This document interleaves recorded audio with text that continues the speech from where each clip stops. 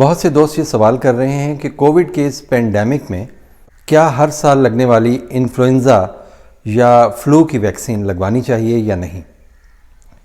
اس سلسلے میں دنیا کے بڑے سینٹرز جیسے سینٹر فار ڈیزیز کنٹرول جو کہ امریکہ میں ہے اور پبلک ہیلتھ کا جو سینٹر ہے یو کے میں کام کر رہا ہے، وہ یہ ریکمینڈ کر رہے ہیں کہ وہ تمام لوگ جیسے بڑے، بوڑھے، بچے اور وہ تمام لوگ جو انفلوئنزا کا شکار ہو سکتے ہیں انہیں انفلوئنزا کی ویکسین اس سیزن میں لگوانی چاہیے۔ جیسا کہ ہم جانتے ہیں کہ انفلوئنزا کی جو ویکسین ہے یہ ہر سال سردیوں کے آغاز میں لگائی جاتی ہے اور سردیوں میں ہونے والے انفلوئنزا سے یہ ویکسین ہمیں بچاتی ہے۔ اس میں جو سب سے اہم بات ہے وہ یہ ہے کہ جن لوگوں کو اگر انفلوئنزا ہو چکا ہے یا وہ اس سے گزر رہے ہیں اور اس کی کمپلیکیشن سے گزر رہے ہیں جیسے نمونیا وغیرہ اس میں ہو جاتا ہے تو یہ بہت ہی جان لیوا ثابت ہو سکتا ہے۔ اور تازہ ترین اعداد و شمار کے مطابق ایسے مریضوں میں مرنے کی شرح 2.27 گنا تک بڑھ سکتی ہے۔ دوستو، انفلوئنزا ویکسین کے بارے میں ایک عام خیال یہ ہے کہ یہ کووڈ-19 کے خلاف جسم کے امیون سسٹم یا قوت مدافعت کو کم کرتا ہے، لیکن کووڈ کے معاملے میں ایسا نہیں ہے۔ دوستو، چونکہ انفلوئنزا اور کووڈ کی علامات ملتی جلتی ہیں، کووڈ-19 کی اور انفلوئنزا یعنی فلو کی علامات ملتی جلتی ہیں، تو لوگ اس حوالے سے کنفیوزڈ بھی ہیں کیونکہ یہ دونوں ہی جسم میں قوت مدافعت کی کمی کا باعث بن سکتے ہیں۔ انفلوئنزا کے کیس میں اگر سپر ایڈڈ انفیکشن کو دیکھا جائے جیسے بیکٹیریل انفیکشن وغیرہ، وہ بڑھ جاتے ہیں اور بہت سے لوگ ہسپتالوں میں ہر سال انفلوئنزا یا فلو کی وجہ سے داخل ہوتے ہیں۔ انفلوئنزا نوجوانوں کو بھی زیادہ متاثر کر سکتا ہے۔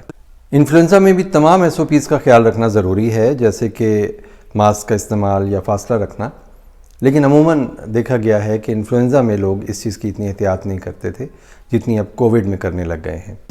سیزن کے آغاز میں ہی انفلوئنزا کے حوالے سے احتیاطی تدابیر اختیار کر لینی چاہیے۔ 6 ماہ سے بڑے بچوں میں فلو ویکسین کا لگانا ضروری ہے۔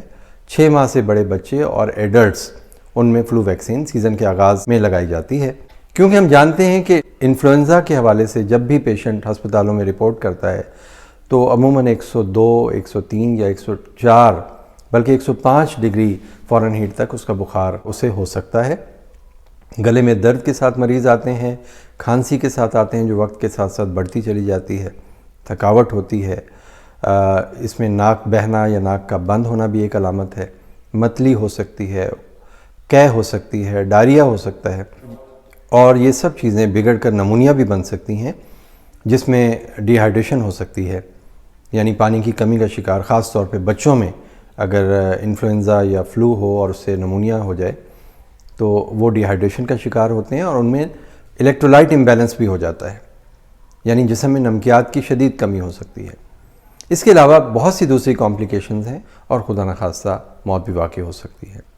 دوستو، برٹش میڈیکل جرنل میں شائع ہونے والی ایک ریسرچ میں بتایا گیا ہے کہ اگر کسی کو انفلوئنزا ہے اور ساتھ ہی وہ کووڈ-19 کا بھی شکار ہو گیا ہے تو ایسے مریض میں موت کے امکانات 2.27 گنا تک بڑھ جاتے ہیں۔ Journal of clinical and translational science میں ایک ریسرچ شائع کی گئی ہے جس میں بتایا گیا ہے کہ 18,868 مریض جو کہ کووڈ-19 پازیٹیو تھے ان میں یہ اسٹڈی کی گئی۔ ان میں سے 4,138 نے 2019 اور 2020 کی سردی کے موسم میں فلو ویکسین لی تھی اور 9,082 افراد وہ تھے جنہوں نے فلو ویکسین نہیں لی تھی پچھلے سال۔ تو جس گروپ نے فلو ویکسین لی تھی اور جب وہ کووڈ کا شکار ہوئے تو ان میں موت کی شرح کم تھی، جبکہ جس گروپ نے انفلوئنزا ویکسین نہیں لی تھی پچھلے موسم میں تو اس گروپ میں کووڈ-19 کا شکار ہونے پر موت کی شرح زیادہ دیکھی گئی ہے۔ دوستو، اس ریسرچ سے ایک بات تو اخذ کی جا سکتی ہے کہ انفلوئنزا کی ویکسین کا کووڈ-19 کے بڑھنے سے کوئی تعلق نہیں ہے، بلکہ اس کا جو پروٹیکٹیو رول ہے وہ اپنی جگہ رہے گا۔ اب ایک سوال آپ کے ذہن میں یہ بھی پیدا ہو سکتا ہے کہ کیا انفلوئنزا ویکسین اگر کسی کو لگی ہوئی ہو اور ساتھ ہی اسے کووڈ ویکسین لگوا لینی چاہیے؟ کیا ان ویکسینز کا آپس میں کوئی انٹریکشن تو نہیں ہے؟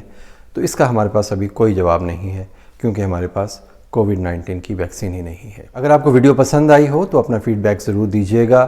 अपने सवालात आप कमेंट सेक्शन में लिख सकते हैं। इंशाल्लाह पूरी कोशिश करूँगा कि आपके तमाम सवालात के जवाबात दे सकूँ। अपना बहुत ख्याल रखिएगा।